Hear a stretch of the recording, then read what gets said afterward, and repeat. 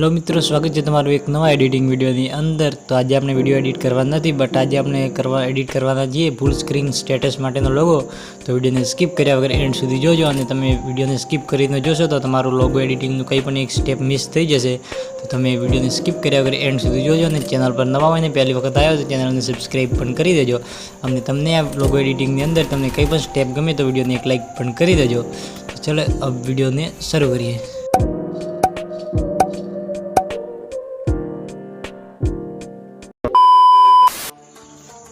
तो लोगो केवो लाग्यो comment box में जणावी देजो, અને વિડીયોને સ્કીપ કર્યા વગર એન્ડ સુધી જોજો। અને તમે વિડીયોને સ્કીપ કરીને જોશો તો તમારું લોગો એડિટિંગનું કંઈ પણ એક સ્ટેપ મિસ થઈ જશે, તો તમારો લોગો આવો બનશે નહીં। તો સૌ પહેલાં તમારે પિક્સલેબ એપમાં આવી જવાનું છે ને, એ તમારે ન્યૂ ટેક્સ્ટને અહીંયાથી ડિલીટ કરી દેવાનું છે સિમ્પલી। તો ત્યાંથી આપણે ન્યૂ ટેક્સ્ટને અહીંયાથી ડિલીટ કરી દઈએ। આટલું રહે સિમ્પલ તમારે ઉપર તમારે 3 ડોટમાં જઈને એ તમારે સાઇઝ સિલેક્ટ કરવાની છે સિમ્પલી। તો આપણે ફૂલ સ્ક્રીન સાઇઝ બનાવી દઈએ। તો ઇમેજ સાઇઝ, અને એ તમારે પહેલું કામ છે એમાં લખવાનું છે 1080, અને બીજામાં લખવાનું છે 2340। તો સિમ્પલ તમારે આ સાઇઝ લઈ લેવાની છે, તમે જોઈ શકો છો આ સાઇઝ આપણે લઈ લેવાની છે। આટલું કરાવી સિમ્પલ અહીંયાથી ઓકે કરી દઈશું, ડન। આટલું થઈ જાય ભાઈ સિમ્પલ તમારે એમાં એક બેકગ્રાઉન્ડ ફોટો એમાં એડ કરવાનું છે। તો એ બેકગ્રાઉન્ડ ફોટોની લિંક તમને મારા ડિસ્ક્રિપ્શન બોક્સમાં મળી જશે। તો સિમ્પલ આપણે પ્લસ આઇકનમાં જઈએ ત્યાંથી ફ્રોમ ગેલેરી, અને અહીંયાથી આપણે એક બેકગ્રાઉન્ડ ફોટો એમાં એડ કરી દઈએ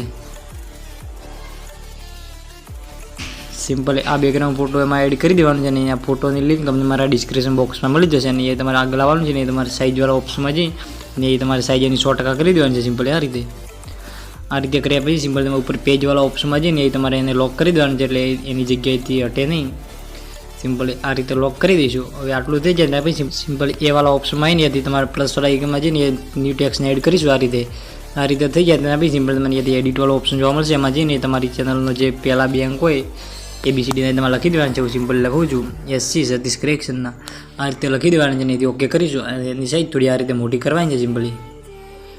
આ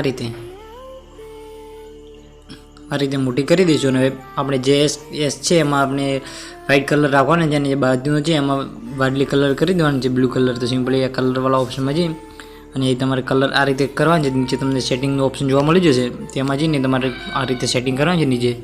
આ રીતે કોઈ બી એક ABCD અંગ્રેજી સિલેક્ટ કરી દેવાનું છે, ને એ તમારે જે બાજુવાળો કલર હોય એ તમારે લઈ લેવાનું છે સિમ્પલી। આ રીતે આટલું થઈ જાય ને પછી સિમ્પલી તમને અહીંયાથી આ રીતે વચ્ચોવચ્ચ લઈ દેવાનું છે લોગાને।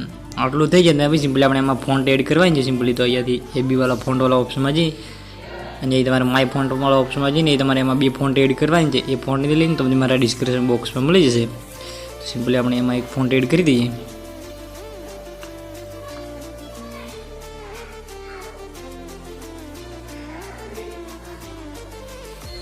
સિમ્પલ તમારે આ 2 ફોન્ટ એડ કરી દેવાની છે। તો આપણે 2 અંકમાં એક અક્ષર કોઈ બી એક અક્ષર સિલેક્ટ કરી દેવાની છે સિમ્પલ। આપણે પહેલો અક્ષર સિલેક્ટ કરી દઈશું, અને એ તમારે આ જે પહેલી ફોન્ટ છે એ સિલેક્ટ કરી દેવાની છે એમાં, બસ આ રીતે। અને અહીંયાથી આપણે બીજો અંક સિલેક્ટ કરી આ રીતે, અને એ તમારે બીજી ફોન્ટ છે એ પણ સિલેક્ટ કરી દેવાની છે અહીંયાથી, બસ આ રીતે। તો આપણે આ રીતના અહીંયાથી લોગો લાગી ગયો છે। તો એને આ રીતે વચ્ચોવચ્ચ લઈ દઈશું, અને થોડી આમ વચ્ચે થોડી જગ્યા છોડાવીને છે, તો નીચે તમારે આવવાનું છે ને સ્પેચિંગવાળા ઓપ્શનમાં જઈ અને એ તમારે આ રીતે 2% કરી દેવાનું છે, બસ આ રીતે। આટલું થઈ જાય ત્યાં પછી સિમ્પલ આપણે લોગોને વચ્ચોવચ્ચ લાવવાનું છે સિમ્પલી। એ તમારે આગળ આવવાનું છે ને, એ તમારે આવું ઓપ્શન જોવા મળશે રિલેટિવ પોઝિટિવ, એમાં જઈને એ તમારે 2 ઓપ્શનમાં ક્લિક કરી દેવાનું છે, બસ આ રીતે। તો એ આપણો લોગો વચ્ચોવચ્ચ આવી જશે, અને એની સાઈઝ થોડી આ રીતે મોટી કરી દઈશું લોગાની, બસ આ રીતે। અને એને વચ્ચોવચ્ચ લઈ દઈશું, બસ આ રીતે। આટલું થઈ જાય ને પછી સિમ્પલી એને પણ અહીંયાથી લોક કરી દઈશું, એની જગ્યાએથી હલે નહીં, બસ આ રીતે। હવે આપણે એના ઉપર તાજનો ફોટો લગાવી દઈએ સિમ્પલ ફ્રોમ ગેલેરી, અને અહીંયાથી તાજની લિંક તમને મારા ડિસ્ક્રિપ્શન બોક્સમાં મળી જશે સિમ્પલ। અહીંયાથી તમારે આ કિંગવાળો લોગો લઈ લેવાનો છે, એની સાઈઝ થોડી આ રીતે નાની કરી દઈશું, બસ આ રીતે। અને એ તમારા બાજુમાં હોય ને એ તમારા કલરવાળા ઓપ્શનમાં જઈને એ તમારે પીળો કલર કે તમારે ગમે એ કલર તમારે અહીંયાથી લઈ લેવાનો છે, બસ આ રીતે। આ રીતે તમારે લઈ લેવાનું છે, ને તમારે વચ્ચે જે હાર્ટવાળી ઇમોજી લગાવી હોય દિલની તો પણ તમે લગાવી શકો છો। આટલું થઈ જાય પછી સિમ્પલી એને પણ અહીંયાથી લોક કરી દઈશું, અને એની અંદર આપણે સ્ટોક લગાવી દઈએ સિમ્પલી। તો એ સ્ટોકવાળો ઓપ્શનમાં જઈને ઇનેબલ કરી દઈશું, એ રીતે આપણે બ્લેક કલર સિલેક્ટ કરી દેવાનું છે, બસ આ રીતે। આટલું થઈ જાય ત્યાં પછી સિમ્પલી એને પણ લોક કરી દઈશું। હવે આપણે અહીંયા નીચે આપણે એનું નામ લખવાનું છે, જે ચેનલનું નામ હોય તો સિમ્પલી ન્યૂ ટેક્સ્ટને એડ કરી દઈશું, અને એથી આપણે એમાં લખી દઈશું પહેલું જે આપણું નામ હોય તો પછી લખી દઉં સતીશ, આ રીતે। અને એમાં આપણે બીજી ફોન્ટ એમાં એડ કરીશું। સૌ પહેલાં તો ફોન્ટ એડ કરી દઈએ, તે ફોન્ટમાં જઈને હતી માય ફોન્ટ, અને એમાં તમને એક ફોન્ટની લિંક મળી જશે ડિસ્ક્રિપ્શન બોક્સમાં. એ ફોન્ટ તમારે ડાઉનલોડ કરી દેવાની છે અને એમાં એડ કરી દેવાનું છે પિક્સેલ એપમાં. સિમ્પલી તમારે આ ફોન્ટ અહીંયા સિલેક્ટ કરી દેવાનું છે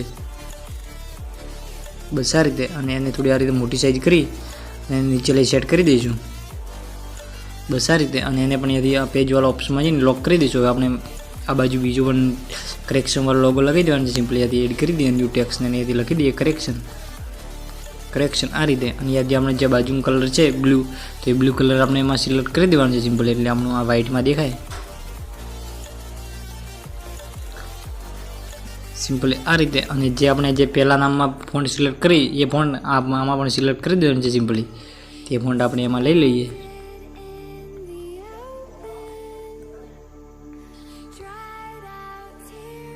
બસ આ રીતે. એને પણ અહીંયાથી આ રીતે સેટ કરી દઈશું બસ આ રીતે. એની સાઈઝ થોડી આ રીતે મોટી કરી દઈએ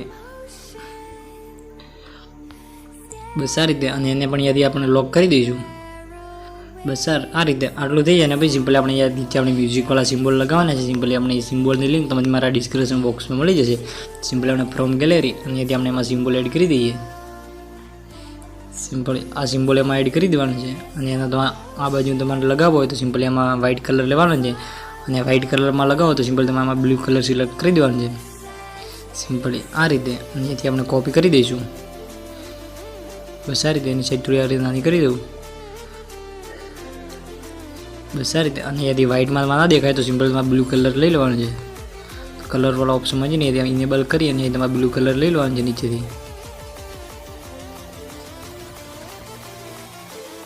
બસ આ રીતે. એને પણ અહીંયાથી કોપી કરી દઈએ